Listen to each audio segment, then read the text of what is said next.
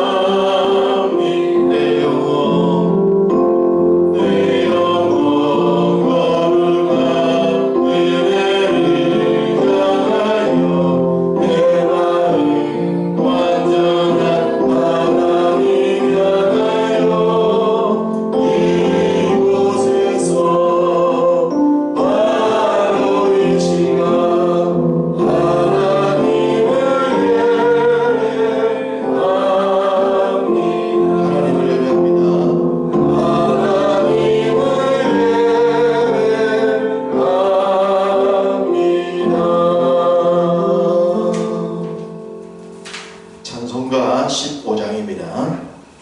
온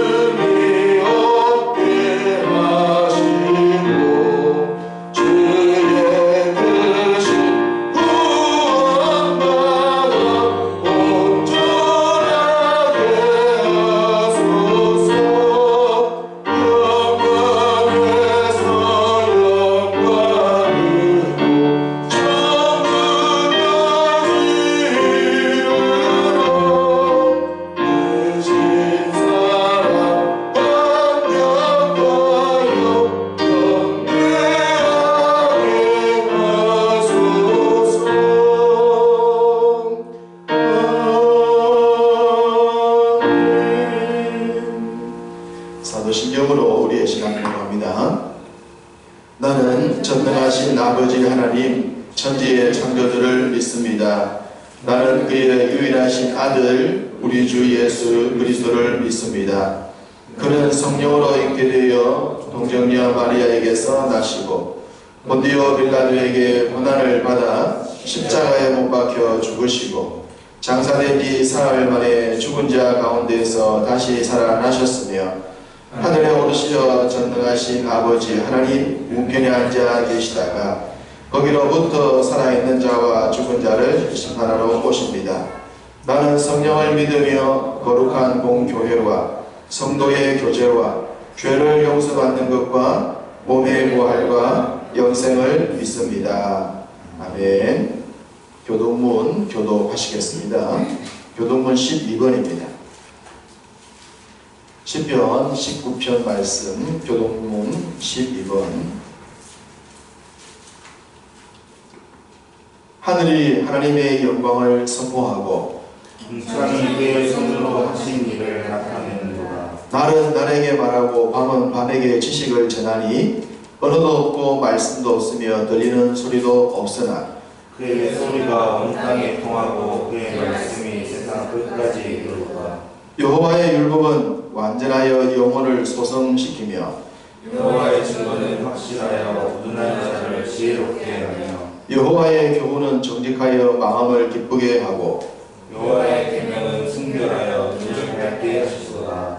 여호와를 경외하는 도는 정결하여 영혼까지 이르고 여호와의 법도 진실하여 다 외로우니 금 곧 많은 순금보다 더 사모할 것이며 꿀과 송이꿀보다 더 달도다. 아멘. 강기영 장로님께서 기도 인도하십니다.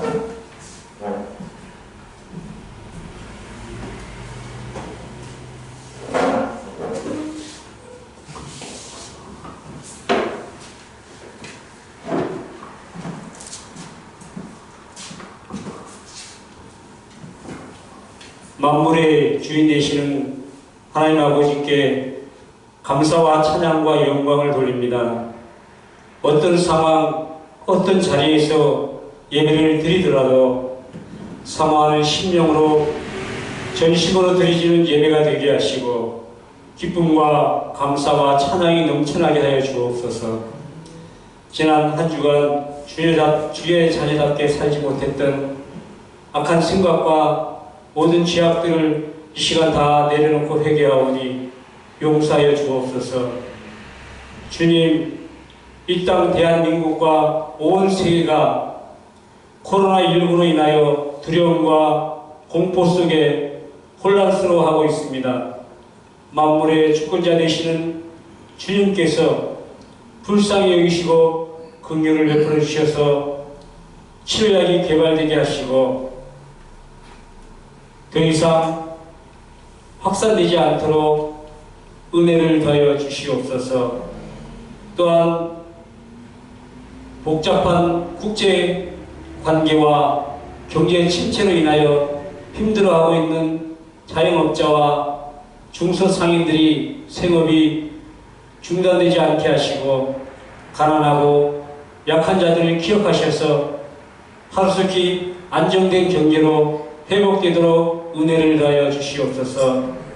우리 더 좋은 교회와 함께 하시는 하나님 아버지, 이 시간도 함께 주님전에 모여서 예배드리지 못하고 영상으로 예배를 드리지만 성도님들을 생각하며 더 사랑하고 하나가 되게 하시고 은혜 받고 성령님의 능력으로 구원의 기쁨이 회복되며 우리의 본향인 천국을 소망하고 승리의 삶을 살아가게 하여 주옵소서.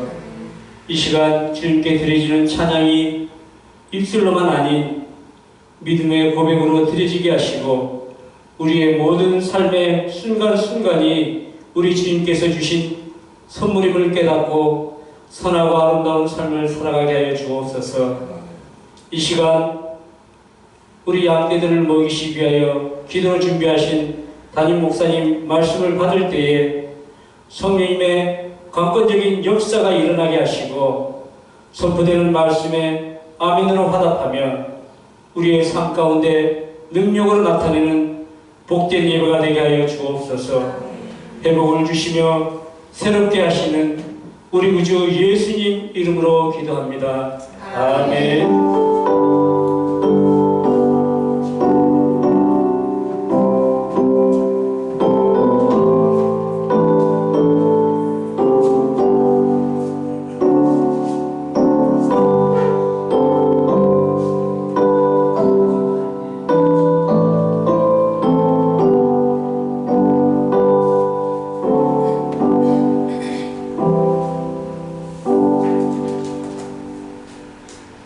하나님의 말씀을 봉독합니다. 구약성경 열왕기상 11장 38절 말씀입니다. 구약성경 534쪽에 있습니다. 열왕기상 11장 38절 말씀입니다. 제가 공부해 드립니다. 내가 만일 내가 명령한 모든 일에 순종하고 내 길로 행하며 내 눈에 합당한 일을 하며 내 종 다윗이 행함같이 내 율례와 명령을 지키면 내가 너와 함께 있어 내가 다윗을 위하여 세운 것 같이 너를 위하여 견고한 집을 세우고 이스라엘을 내게 주리라. 아멘. 이 시간 강기혁 장로님 가정 하나님께 특성으로 요구합니다.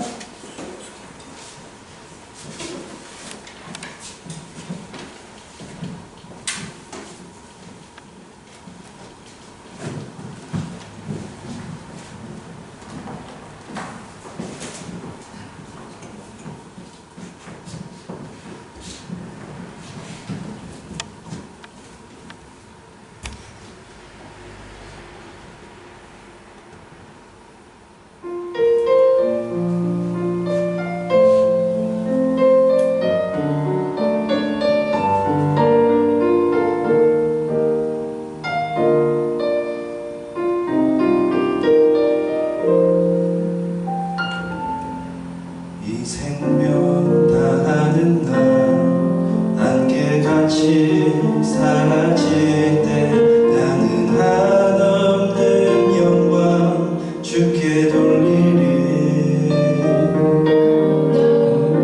만물을 날 위해 지으시고 새로운 날들로 그 삶 가득 채우시고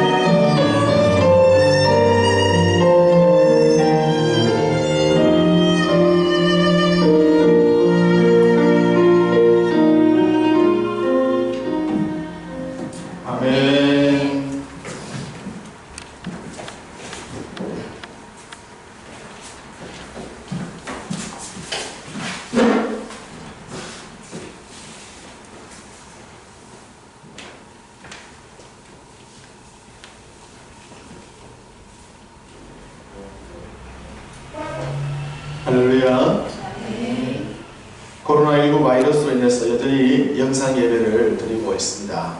너무나 마음이 안타깝습니다. 그런데도 오늘은 우리 강기영 장로님께서 기도해 주셨고, 또 우리 강기영 장로님 가정에서 특별 찬양해 주셔서 얼마나 힘이 되는 줄 모릅니다. 우리 가족만 몇 주가 들다가 식구가 조금 되니까 아주 좋습니다. 하나님의 은혜가 우리 모든 성도의 가정에 있기를 바랍니다. 몇 주 더 이런 예배를 드리게 될지 모르지만 우리가 영상 예배를 드리게 된다면 기도해 주실 분이나 특성하실 분 계시면 자원해서 연락을 주시면 감사하겠습니다. 억지로 하시면 힘드시니까 전적으로 자원합니다. 제가 신학교를 1984년도에 입학을 했습니다. 그리고 친구들 중에는 목회를 하는 친구들도 있고 또 일반 직장에 가서 직장생활하는 친구들도 있습니다. 근간에 그 입학했던 친구들이 단톡방을 만들었습니다. 그래서 30여 년 만에 모여서 어떻게 지내고 있는지 목회하는 친구들과 또 직장 친구들이나 또 시집을 간 그런 친구들 얘기를 주고받으면서 이런저런 소식들을 주고받습니다. 그 중에 한 번씩 좀 싱거운 얘기들도 올라옵니다. 그래서 이 어려운 시대에 웃으면서 이겨내자라는 얘기를 주고받는데 그 올라온 싱거운 얘기를 또 하나 할까 합니다. 진짜인지 모릅니다만 어떤 한 친구 얘기입니다. 이 친구는 자기를 프랑스 교포 3세라고 그렇게 소개를 했습니다. 이름은 성영석. 프랑스 교포 3세 성영석이라는 친구가 한국에 와서 생활한 지 얼마 되지 않았을 때에 한국의 음식과 간식에 의해서 좀 놀랬던 얘기를 이렇게 재밌게 적어 놓았습니다. 어느 날 회사에서 점심을 먹고 사무실에 돌아왔는데 과장님이 그랬습니다. 어이 성영석, 입가심으로 계피사탕 먹을래? 했답니다. 이 친구는 한국에 소피국은 있는 줄 알았지만 계피로 사탕을 만들어 먹는지는 몰랐다면서 깜짝 놀라서 아니 드라큘라도 아니면서 어떻게 계피로 입가심을 하냐고 안 먹겠다. 그러니까 과장님이 그러면 눈깔 사탕 먹을래? 했답니다. 깜짝 놀래가지고 아니 그 눈깔 누구 거예요? 그러니까 과장님이 살살 웃으면서 조금 전에 사장님 거 살짝 빼왔다 그랬대요. 너무 놀래가지고 기절을 하려고 그러니까 과장님이 친구한테 와서 야 너 너무 기력이 약한 것 같아. 오늘 저녁 사무실 마치고 우리 집에 가서 몸보신이나 좀 하자 그러더랍니다. 그날 업무를 마치고 과장님 집에 가는데 아무래도 분위기가 이상해서 물었답니다. 과장님 오늘 저녁 몸보신 뭐로 해요? 그러니까 과장님이 어깨를 툭 치면서 우리 마누라 내장탕 했답니다. 깜짝 놀랐답니다. 아니 마누라 내장을 탕으로 만든다니 그런 게 어딨냐 싶어서 너무 놀래가지고 놀란 마음을 진정시키면서 길을 걸어가는데 길가에 식당에 간판들이 또 자기를 놀라게 했답니다. 할머니 뼈다귀 해장국, 할머니 뼈를 가지고 돼지 뼈도 아니고 할머니 뼈를 가지고 해장탕을 했다. 옆에 보니까 할머니 산채 비빔밥, 할머니를 산채 비빔밥 만들었다 라는 이런 글들을 보면서 한국은 식민지 나라가 아닌가 라고 생각했던 적이 있었다 라는 얘기를 적어놨는데 웃자고 한 얘기이겠죠. 또 우리들도 그런 얘기 한 번씩 하지 않습니까? 어떤 유머를 할 때에 우리가 먹는 음식 중에 가장 잔인하고 무서운 음식이 뭐냐? 산채 비빔밥 그런 얘기를 하지 않습니까? 산채로 통째로 먹는 것 그런 무슨 음식 얘기입니다만 오늘은 우리가 살아있는 생생하게 살아있는 하나님의 말씀을 통째로 먹고 산채로 먹기를 바랍니다. 한 권의 책을 통해서 하나님이 이 시대에 또 우리에게 하시는 말씀을 새롭게 새겼으면 좋겠습니다. 지난 주일날 사무엘하 말씀을 드렸었죠. 사무엘하를 통하여 다윗이라는 사람의 삶을 전반적으로 살펴보았는데 다윗에게 있어서 가장 소중했던 것은 하나님 대신이었다. 다윗은 하나님 대심에 초점을 맞추고 살았다라고 했습니다. 그러기 때문에 다윗의 전 삶을 돌아보면 그가 골리앗을 이길 때로부터 그의 삶이 끝나가는 마지막 장면까지 그의 삶에 하나님께서 베풀어 주셨던 은혜가 정말 놀랍다. 그의 삶이 완벽한 삶은 아니었지만 사람들이 부러워할 수밖에 없는 삶이었다라고 하는 것을 알 수가 있습니다. 잠시 다윗의 마지막 얘기를 하고 있는 역대상 29장 28절을 잠시 보고 오겠습니다.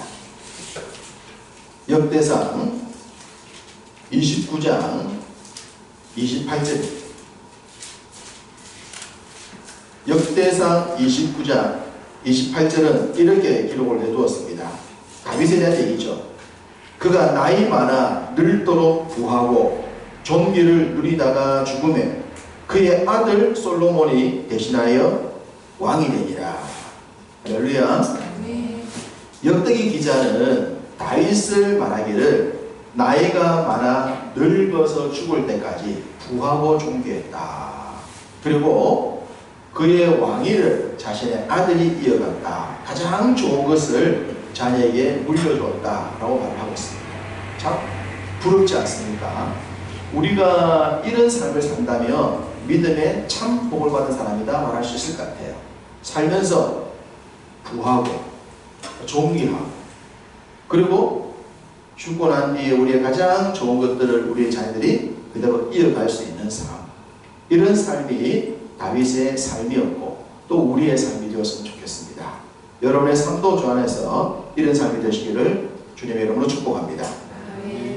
이와 같은 다윗의 마지막 얘기가 이제 열왕기상에서 그의 아들로 이어지는 장면을 보여주고 있습니다. 열왕기상은 어떻게 시작되어지는가? 열왕기상 1장 1절을 보십시다. 열왕기상 1장 1절. 열왕기의 시작은 다윗 왕이 나이가 많아 늙으니라고 시작합니다. 나이가 많아서 늙었다. 자, 우리는 역대기에서 그가 늙을 때까지 부하고 존귀했다라고 했지 않습니까? 마지막 늙어가는 장면을 보여주고 있습니다. 우리는 잠언 16장 31절에서 백발은 여호와의 면류관이다. 의로운 길에서 얻게 된다라고 하는 것을 알게 됩니다. 백발, 나이가 많아졌다라고 하는 것은 여호와의 면류관이다. 그러니까 나이가 많아지는 것은 추한 것이 아니라 아름다운 겁니다. 우리가 믿음 안에서 이런 늙음은 가져야 하겠죠. 그래서 늙어져도 영화로울 수 있는 모습, 그런 모습이 성경이 말씀하고 있는 늙음인데 이 다윗의 늙음하게 불행한 일이 하나 일어납니다. 안타까운 일이죠. 그 내용이 1장 7절에 나와 있는 아도니아의 반역 사건입니다. 아들에 의한 반역 사건. 이 아도니아는 스스로 왕이 되려고 했던 행위를 보여주고 있습니다. 여기서 이 아도니아가 왜 다윗에게 반역을 하는 스스로 왕이 되는 행위를 했을까라고 생각해 본다면 바로 1장 1절에 나와 있는 아버지의 늙음. 아도니아가 생각하기에 아버지가 늙었다?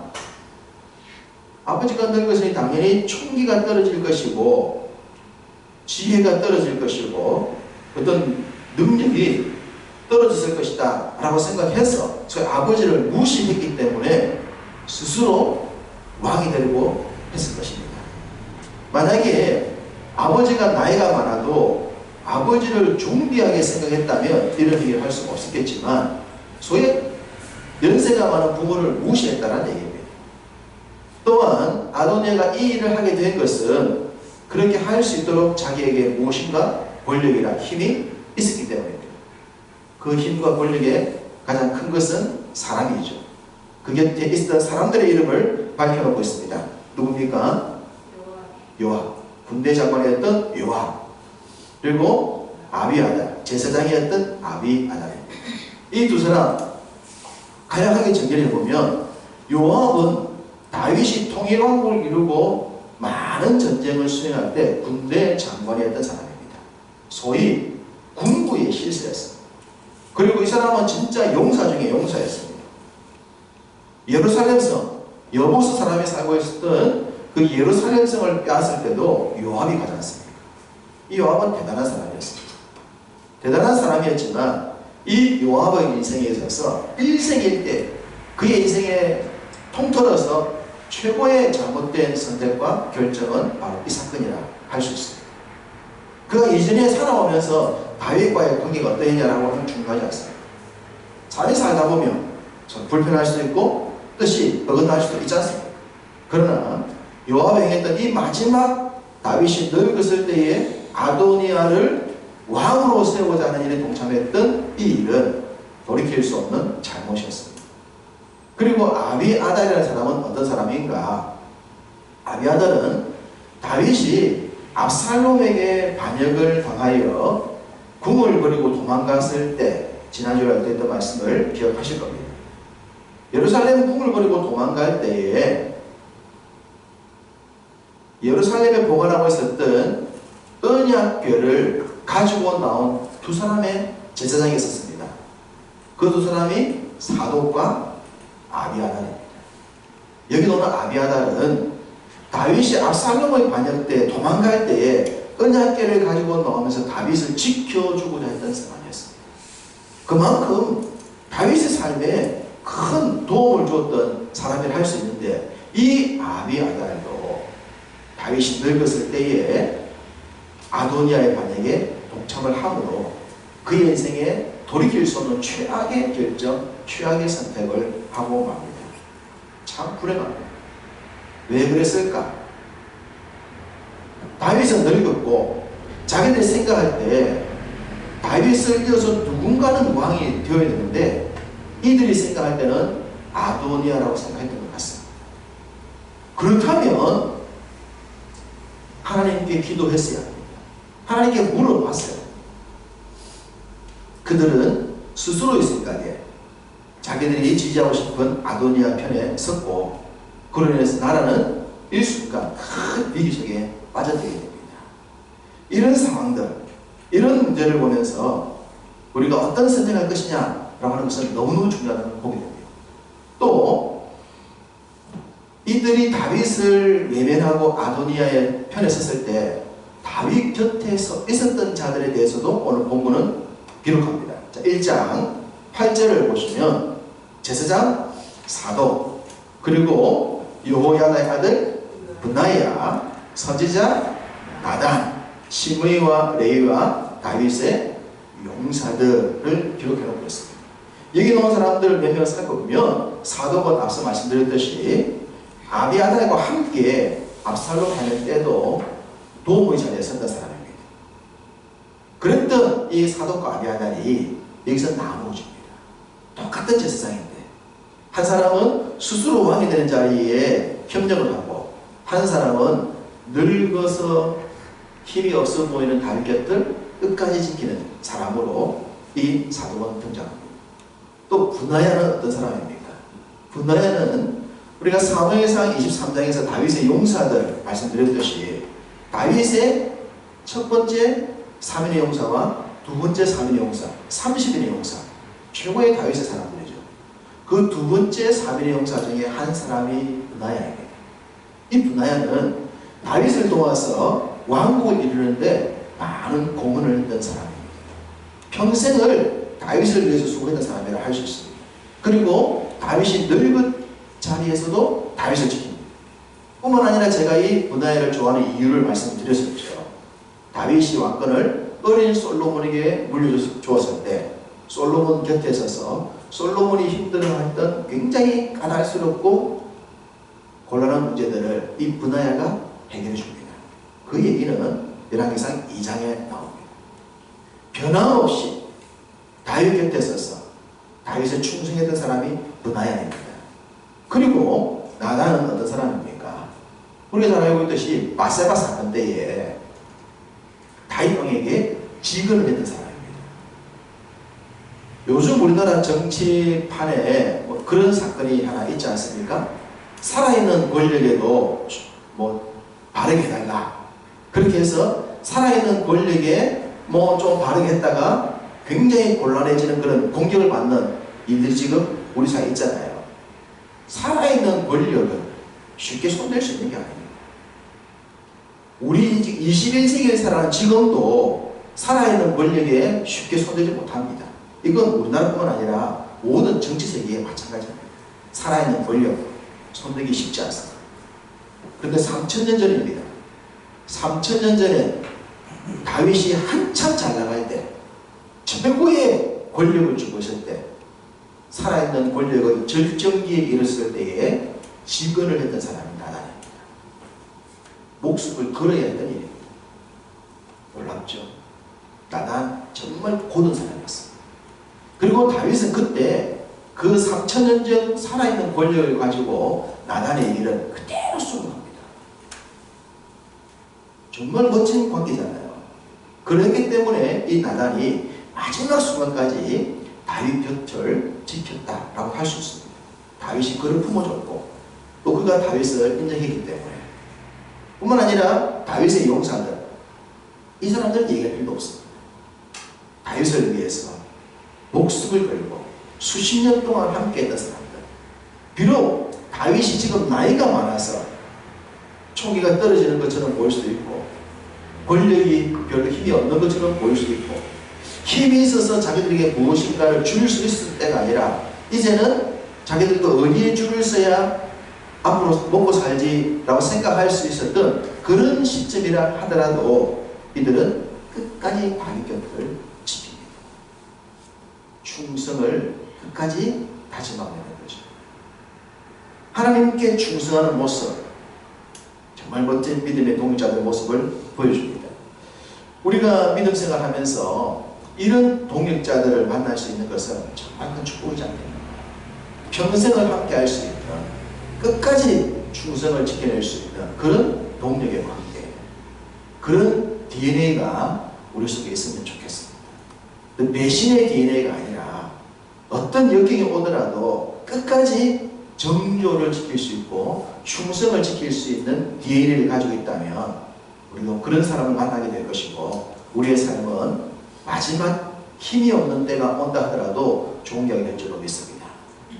다윗은 아도니아의 반역을 통해서 깜짝 놀라게 됩니다.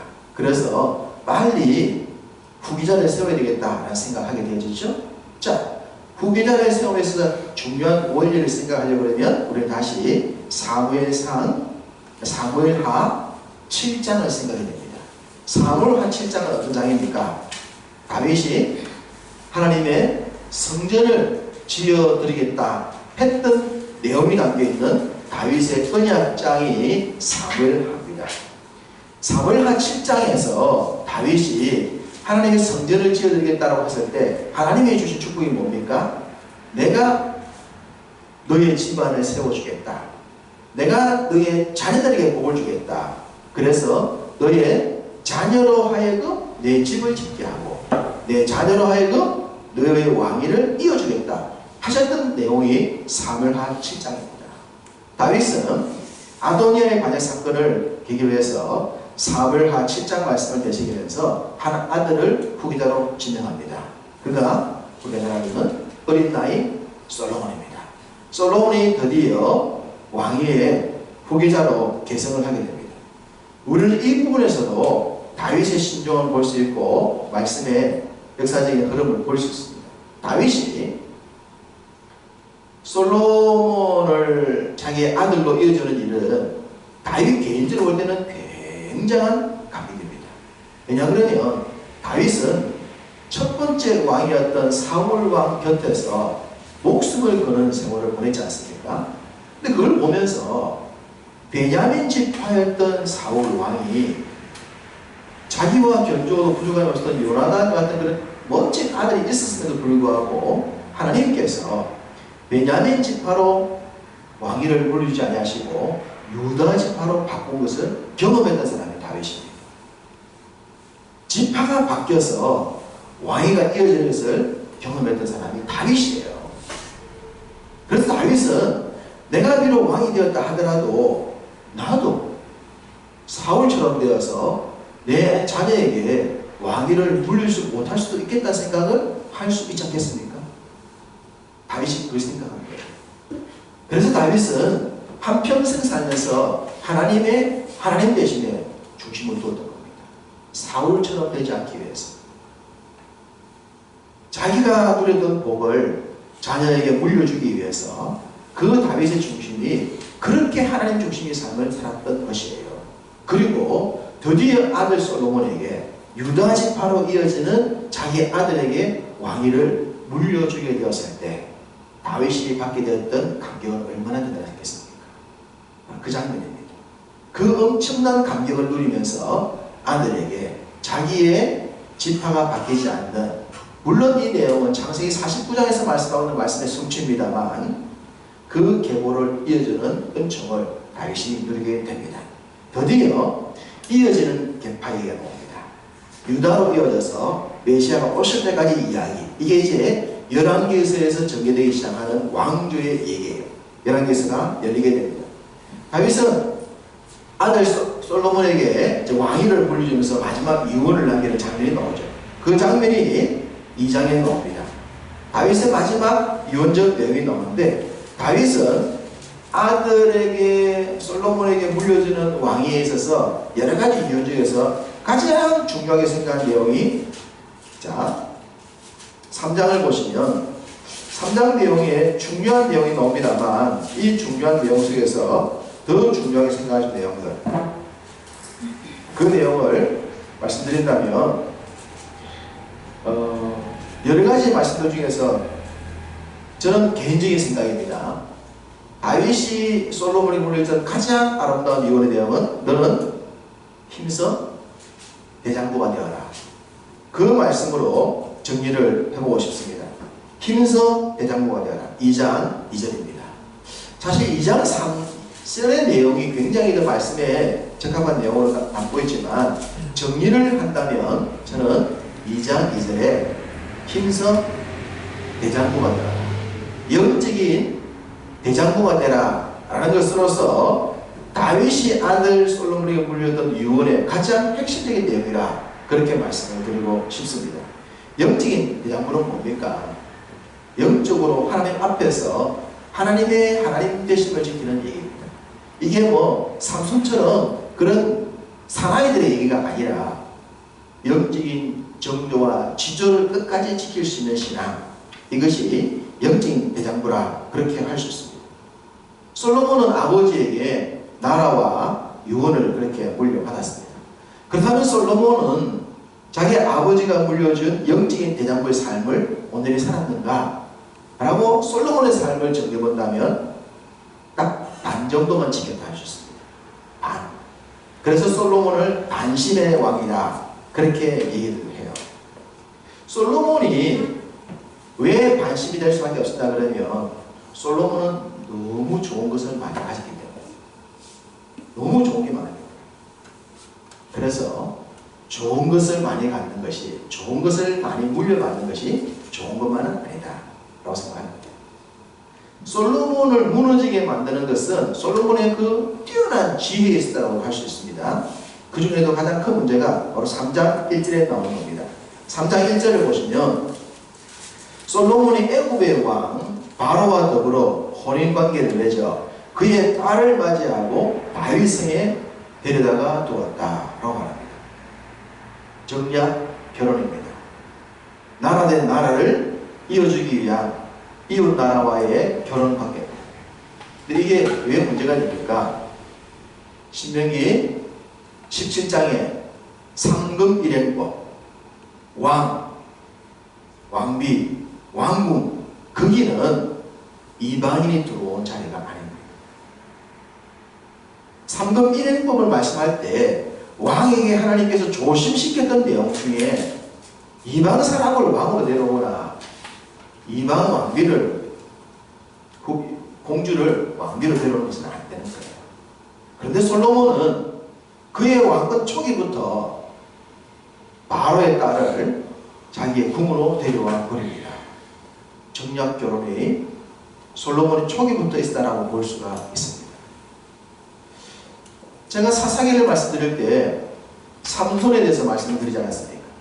삼손은 나실인이었습니다. 부정한 것, 시체라든지 더러운 것을 가까이 할 수 없는 사람이었는데 삼손의 등장이 어떻게 나옵니까? 부정한 여인들을, 시체를 만지는, 나심의 시작이 그렇게 시작되었죠. 그래서 삼손이 실패할 수밖에 없었다라고 시작부터 나온다 말씀드렸었는데, 이 솔로몬도 시작부터 이방 여인을 데리고 들어온 일로 왕궁의 역사가 전개가 됩니다. 불행합니다.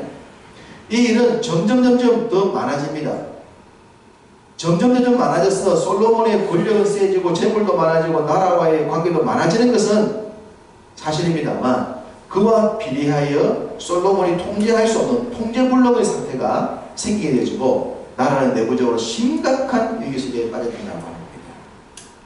물질적으로 환경적으로 분명 좋아졌지만 영적으로는 굉장히 심각한 상황을 보여주고 있는 거예요. 열왕기상 11장 9절을 보시면 이렇게 말씀하고 있습니다. 열왕기상 11장은 솔로몬의 왕국이 무너지는 장면을 보여주고 있는데, 11장 9절에 솔로몬이 마음을 돌려 이스라엘의 하나님 여호와를 떠남으로 여호와께서 그에게 진노하시니라. 솔로몬의 마음이 하나님을 떠났다. 왜? 바로 그 장면들의 후궁들을 보여주고 있습니다. 후궁이 700이요. 첩이 300이다. 정략 결혼으로 시작할 때는 한 명으로 시작했는데, 솔로몬의 왕국이 시간이 가면 갈수록 이 정략 결혼이 천건이 넘어가요. 이웃 나라와 다 이런 관계를 맺는 거예요. 결국 그런 것으로 말하면 솔로몬의 마음이 하나님을 떠나게 됩니다. 아버지와 다른 삶을 보여줍니다. 아버지는 아들에게 영적인 대장부가 되기를 원했습니다. 그런데 아들은 영적인 대장부가 아니라 세상의 대장부가 되었다. 세상 사람이 인정하는, 세상의 많은 나라들을 움직일 수 있는 세상 권력을 가지고 있었다 했어요. 그런데 결과는 어떠한가? 다윗은 죽을 때까지 좋았는데 솔로몬은 그러지 못했다는 거예요. 솔로몬은 너무 아버지께 좋은 걸 물려받았어요. 요즘 우리 사회가 숟가락 얘기를 하지 않습니까? 숟가락 얘기. 그래서 요즘은 금숟가락 물려받아야 세상에서 성공할 수 있다 라는 얘기들을 많이 합니다. 만약에 숟가락으로 평가한다면 솔로몬은 무슨 숟가락을 물려받았을까요? 다이아몬드 숟가락. 다이아몬드 숟가락. 솔로몬은 완벽한 걸 물려받았잖아요. 완벽한 걸. 그렇게 완벽한 걸 물려받은 솔로몬의 삶이 결과가 어땠단 말입니까? 좋지 않았다. 그러니 우리가 부모한테 물려받는 것, 여기를 우리 삶에 잘되고 못되는 기준 삼아서는 안 된다는 거예요. 주어진 복을 분복의 복으로 알고 계측에 나가는 것을 감사하며 알고 그렇게 살아가는 것이, 어쩌면 다윗처럼 고난을 겪으면서 얻었던 것이 귀한 줄 알아서 죽을 때까지 그걸 잘 간직했던 그런 삶이 멋진 삶이지, 솔로몬처럼 너무 좋은 것을 많이 가지고 있어서 그 좋은 것들 때문에 더 많은 것을 갖다가 가지고 있다가 가장 소중한 것을 잃어버리는 그런 삶을 살아서는 안 된다는 겁니다. 솔로몬이 이렇게 영적인 대장부의 길에서 점점 멀어질수록 나라는 내부적으로 무너지기 시작했습니다. 그리고 솔로몬이 죽자마자 나라가 북이스라엘과 남왕국으로 쪼개지고 말아요. 나라를 쪼개버려요. 솔로몬이. 다윗이 어떻게 해서 이런 나라였습니까? 사울 왕에게 죽음의 위기를 그렇게 겪으면서도 사울 왕을 죽일 기회가 있었음에도 불구하고 하나님 대신으로 살았던 다윗, 그가 이루던 나라가 아들 솔로몬 때 지나자 그냥 두 개로 깨지고 맙니다. 하나님도 마음이 얼마나 아프셨을까요? 그 아픈 장면, 이 장면을 보면서 하나님이 둘로 쪼개서 새로운 나라를 이제 만들기를 원하셨습니다. 한 나라가 너무 많은 걸 가졌기 때문에 그렇게 많이 가지고 있으면 안 좋다는 걸 아시고 이걸 나누신 거예요. 나누어서 적당하게 영적인 중심과 물질인 중심을 두어서 서로 겸손하게 부족함을 느끼면서 살아가도록 만든 나라입니다. 남쪽은 성전을 가지고 있었지만 지파가 두 개이기 때문에 북쪽에서 부족했죠. 그러면 그 부족한 것을 자기가 조합해서 겸손한 무기로 삼아야 돼요. 북쪽은 10개 지파가 올라왔기 때문에 환경은 좋았지만 성전이 없었으니 영적인 부족을 알고 겸손했어요. 하나님이 두 나라를 나누면서 그런 균형을 맞춰주신 거예요.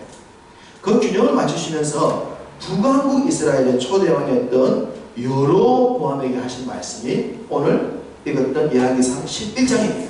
그리고 그 11장 38절 이 내용이 다른 사람이 아닌 여로보암에게 주신 말씀이에요.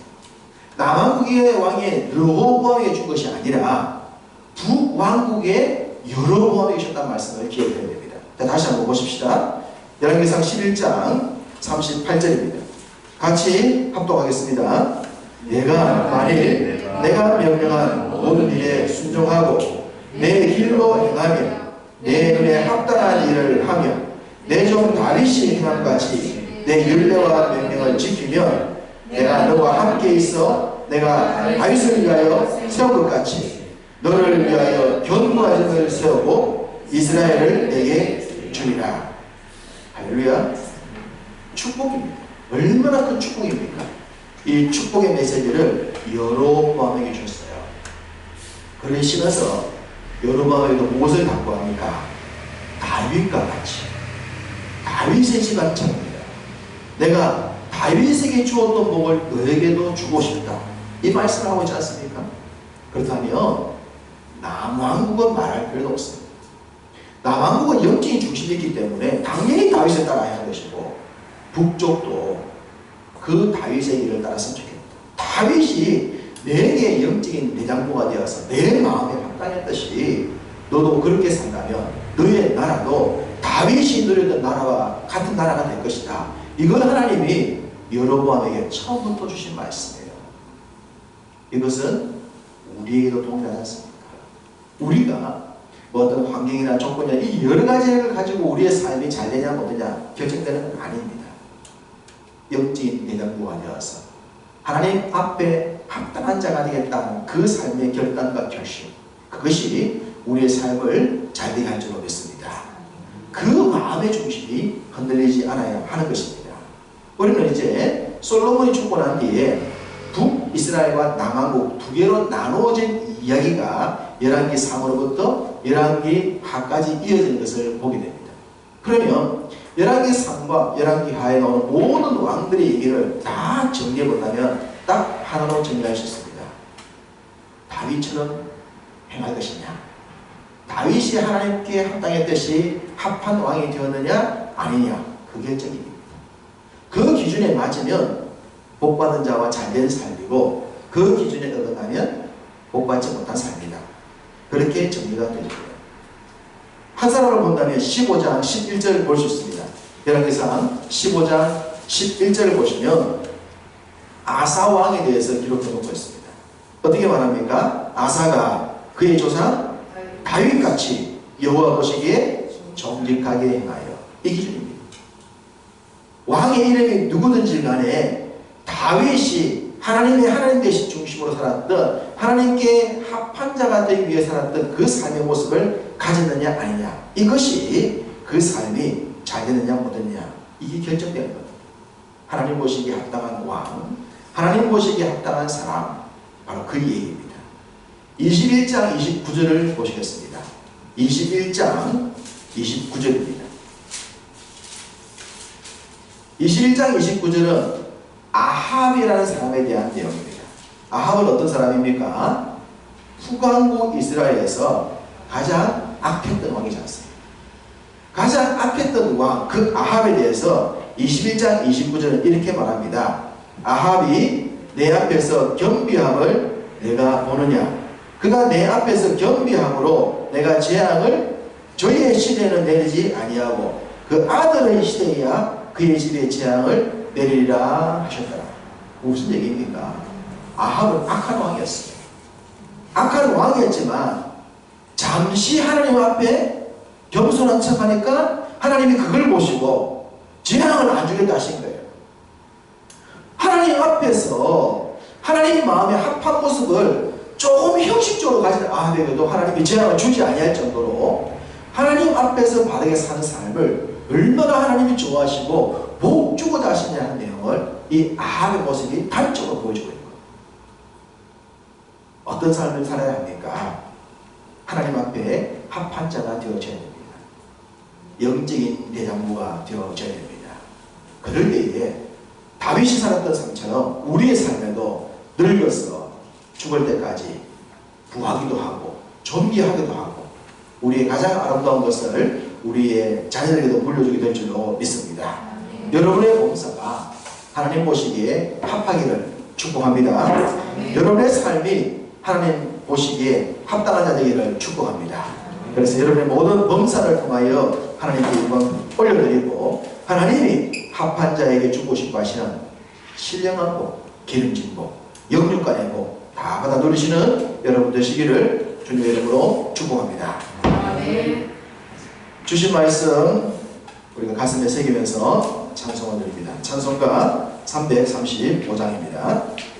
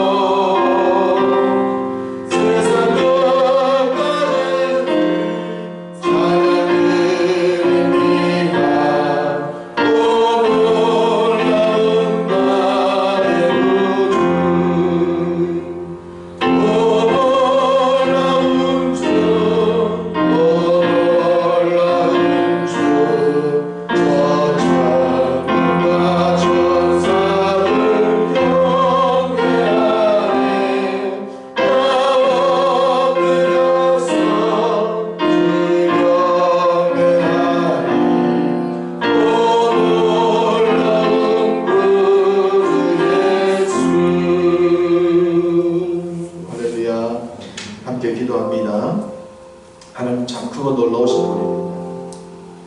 그 놀라우신 하나님께서 천군 천사를 다 주관하신 아버지께서 우리에게 복 주시고 은혜 주기를 원하십니다. 그가 우리에게 기대하시는 것 대단한 것이 아니에요. 영진 대장부가 되어서 어떻게 하든지 간에 주께 합당한 자 되기를 원하는 삶, 그걸 원합니다. 다윗은 완전한 삶을 산 자가 아닙니다. 다윗도 큰 실수와 잘못을 한 사람이었습니다. 그러나 그는 언제든지 그 마음의 중심이 영적인 이담으로서 하나님께 합하기를 원했던 삶을 살았습니다. 솔로몬을 보면서 그의 왕들을 보면서 그 영적인 대장부가 되지 못했을 때 잃어버린 것들을 생각해 보십시다. 우리가 영적인 대장부의 삶을 끝까지 지키면 주님이 약속하신 그 모든 신령한 복들의 주인공이 될 줄로 믿습니다. 그런 복의 사람으로 하나님 사랑해 주옵소서. 기도합니다. 살아계신 아버지 하나님,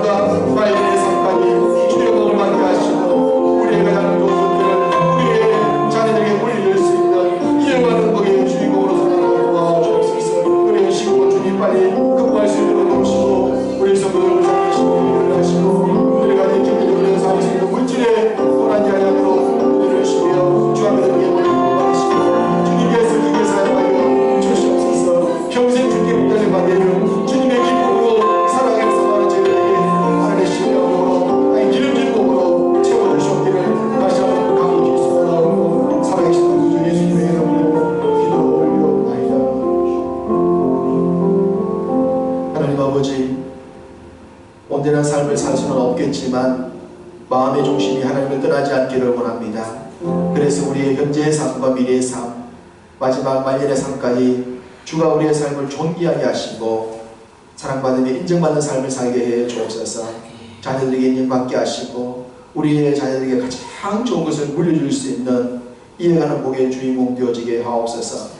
코로나로 인해서 어려움 당하는 이 나라의 민족 불쌍히 계시고 이 세상을 주님이 불쌍히 계시고 영원 앞에 깨어지는 이 나라와 민족과 세상이 되도록 은총을 주옵소서. 경제적으로 어렵지 않도록 도와주시고 믿음을 잘 이겨낼 수 있도록 은혜 위에 은혜를 더하여 주옵소서. 사랑하는 성도들, 각 가정에서 드리지만 또 주 앞에 드린 예물을 주님이 기뻐 받으시고 그 예물이 쓰인 곳에 주의 영광 드러나게 하옵소서. 영혼이 잘되는 처럼 범사가 잘되는 복의 주인공 삼아 주옵소서. 감사와 찬양을 드리옵고 살아계신 구주 예수님의 이름으로 축복하며 기도하옵나이다. 아멘. 주 예수 그리스도의 은혜와 하나님 아버지의 사랑과 성령의 교통하심이 주께 합당한 자 되어 합당한 자가 누릴 모든 복의 주인공으로 살기를 소망하는 모든 주의 백성들에게 이제로부터 영원토록 함께 있을지어다. 아멘.